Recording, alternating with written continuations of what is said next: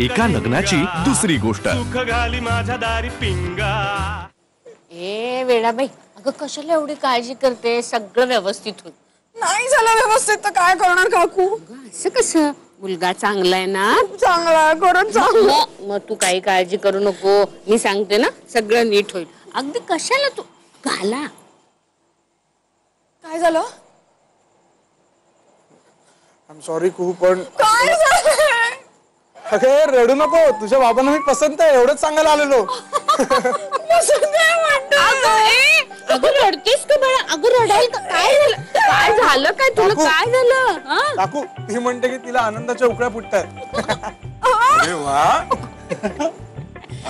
बाबा I love you. I love you. काका I पण लव्ह यू टू. हे जे काय ना तुझ्या प्रभात मधलं तेच मला आवडतं. काय? हाच त्याचा भाबडेपणा. बाबा मला ना असं वाटतंय मी एखाद्या उंच पर्वताच्या शिखरावर उभी आहे. प्रभात, हे जे काय आमच्या मुलीमध्ये ते सगळं कळतं ना रे बाबा तुला. हो मग, आणि यापुढे हा सगळा काव्यभार आता तुलाच सांभाळायचा आहे. सांभाळून की. काय भाऊजी, आणि या गोड पोरीची काळजी पण तूच घ्यायचीस हा प्रभात. खर तर ना मला वाटतच नाही की आपली कू एवढी मोठी झाली आहे. काय हो बाबा, मी खरंच मोठी झाली आहे. सुरवंटाचं फुलपाखरू झालंय रंगीत पंखांचं. आम्हाला दिसतायत ना पंख रंगीत एवढे मोठे. तू किती टेन्शन.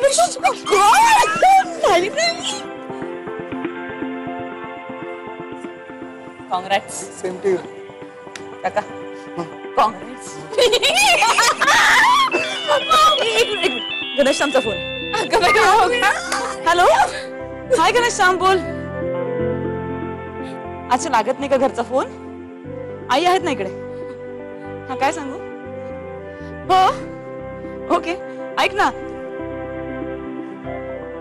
काय ग? घनश्यामचा निरोप आहे तुम्हाला? हा मला. हा उद्या संध्याकाळच्या फ्लाईटने येतोय तो. हा आणि तिकडे एवढंच बोललं.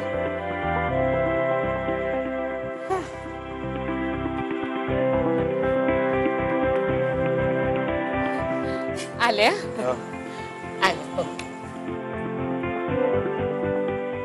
अरे वा, आता तर काय लाडका घनादादा पण येतोय.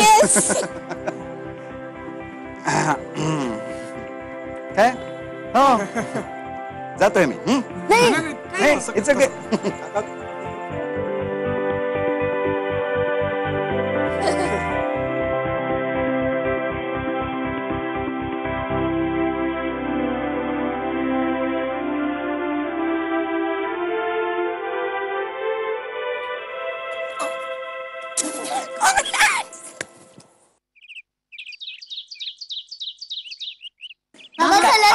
हात दुखतो माझा. ओरडू नको मला. काय आईस्क्रीम? अरे आज मला खावंसं वाटत होतं. वा, कसं काय आज आईस्क्रीम वगैरे? काका आज पोराने तुम्हाला पार्टी द्यायची ठरवलंय. अच्छा, काय काय एकदम यमुने. बाबा तुम्ही दिवसभर राबता ना, आमच्यासाठी किती राबता म्हणून.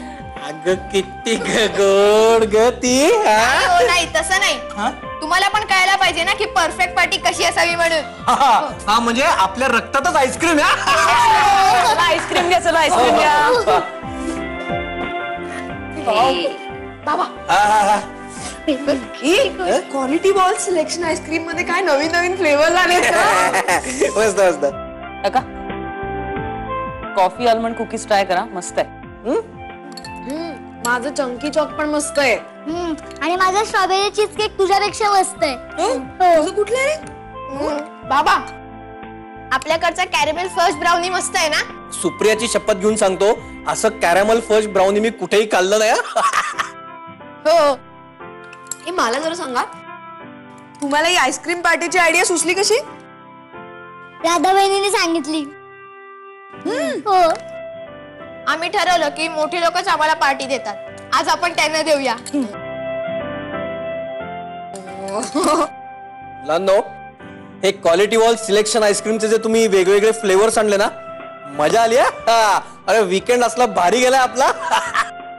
हो आणि या स्पेशल वीकेंड मध्ये आईस्क्रीमच्या नादात काका आजची क्रिकेटची मॅच सुद्धा विसरलाय. ए पोरांनो, नेक्स्ट संडेला तुम्हाला नेणार आहे एसएल वर्ल्डला.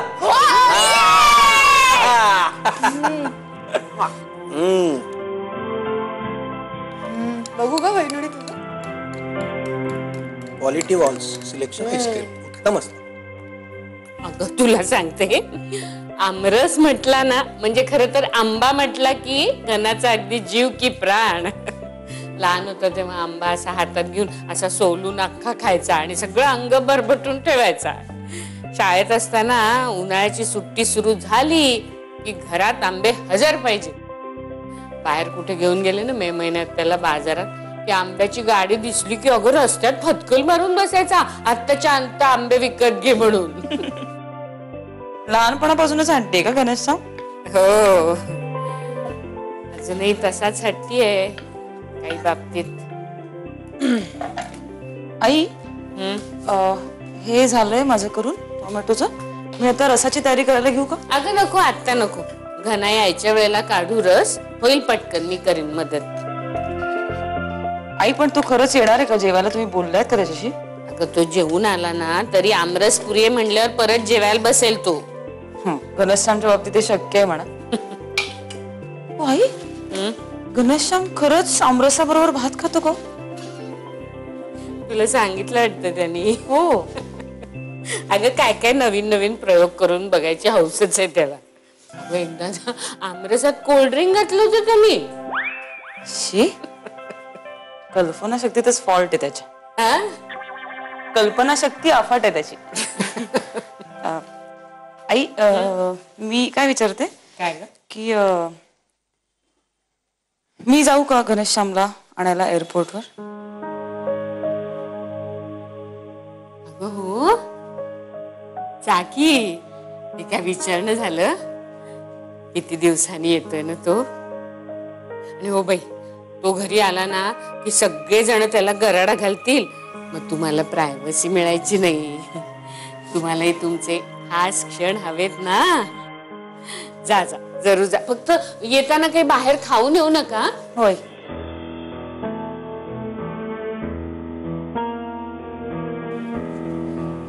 मला त्याच्याशी जे बोलायचंय त्यासाठी काही क्षण पुरणार नाही येत आई. खरंच मुलगा कसा वाटला? काय कुटुंबाची परंपरा करेक्ट राखली मुलीने. नवरा असा निवडलाय ना जो कुहूचं सगळं ऐकेल, जसं मी तुझं सगळं ऐकत आलोय. तुम्ही कधी ऐकता हो माझं? सतत. अरे घनाच्या लग्नात वीक सुद्धा घातला मी तुझ्या सांगण्यावरून. टकलाच काढायचं काही नडलंय का? कुहू विषयी बोलतोय ना आपण. डिझास्टर मॅनेजमेंट असं म्हणतात याला. भविष्यात येणाऱ्या अशा आपत्कालीन संकटांपेक्षा ते बरं आहे. वल्ली वल्ली वल्ली काही म्हणा, पण आता ना हे सगळं स्वप्नच वाटतंय. असं वाटतं ना की अशी आत्ता अशी धावत धावत येईल खूप आणि म्हणेल, ओ बाबा माझा शाळेतला डबा माझ्या मैत्रिणीने चपवला. शाळेत किती त्रास द्यायचे ना सगळे तिला. तिच्या रिबिनी सोडून ठेवायचे, बुटांच्या लेस बांधून ठेवायचे आणि वेडी यायची रडत रडत घरी. रडकीच होती ना तशी कुहू.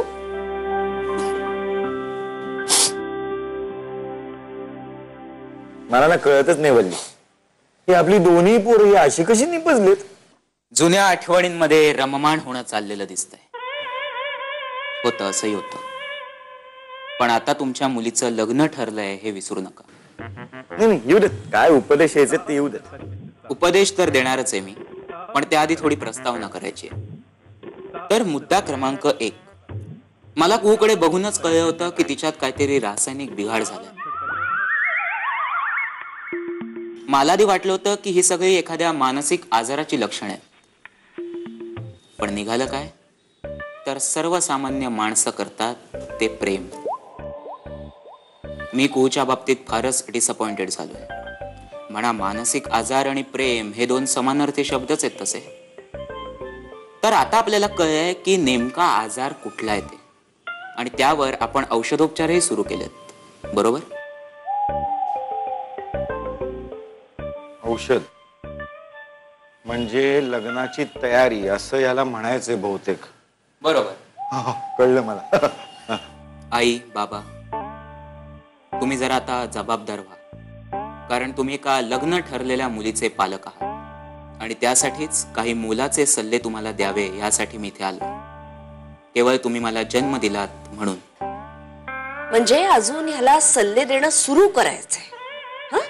बरोबर. बाळा, ज्ञाना, काय ना रे, कालपासून खूप काय काय घडतंय जे सगळंच ना असं धक्कादायक आहे. त्यामुळे ना खूप दमून गेलो आम्ही. पण उद्या सगळं ठेवूया हे प्रवचन तुझं जे काय आहे ते.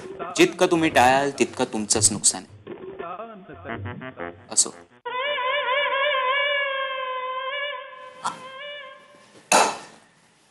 उल्का, कुहूचंही लग्न ठरलं ग बघता बघता. हो, पण बघता बघता कळलंच नाही ना केवढी मोठी झाली ते.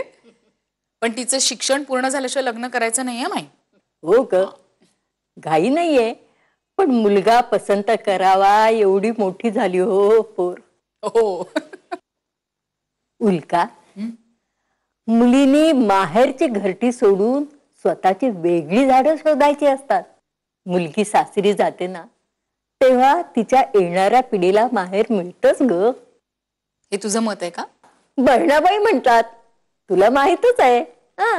म्हणजे तुला असं म्हणायचंय की माहेर हे मुलीचं हक्काचं घर नसतं? चुकीचा अर्थ घेऊ नकोस. उलट मुलींना 2-2 घरं असतात, हक्काची, सासर आणि माहेर.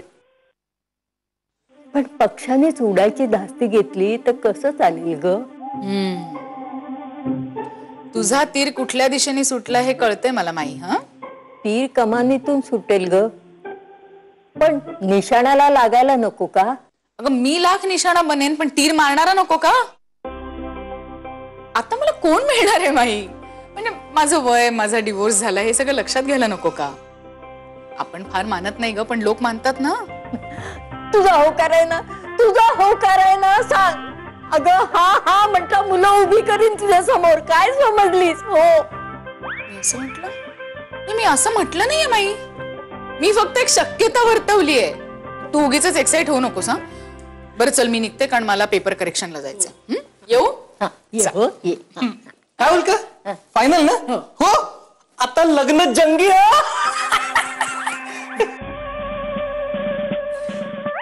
आपल्या कुहू बद्दल बोलतोयस ना तू? ते होणारच आहे रे. हो, कुहू कुहू. का?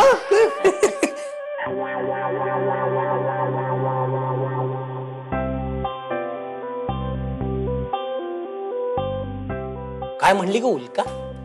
काही नाही रे, उगीच विरोधासाठी विरोध करत होती.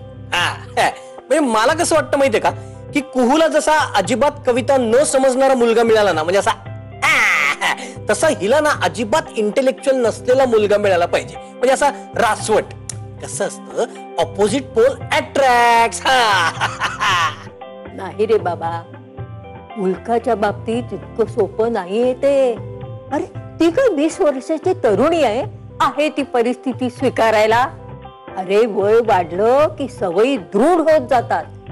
कुठे काय ठेवायचं, किती वाजता काय करायचं, सगळंच.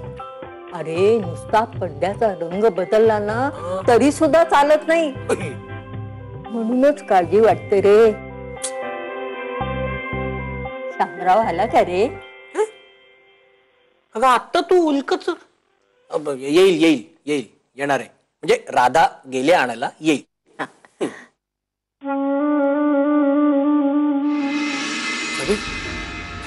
समीर, काय झालं रे? घनाचं काही कळलं तुला? काकू, मी त्याच्या सगळ्या मित्रांना फोन केला, पण याचा काही थांगपत्ताच नाहीये. झिंग चिक्का झिंग चिक्का एका लग्नाची दुसरी गोष्ट. सुख घाली माझ्या दारी पिंगा.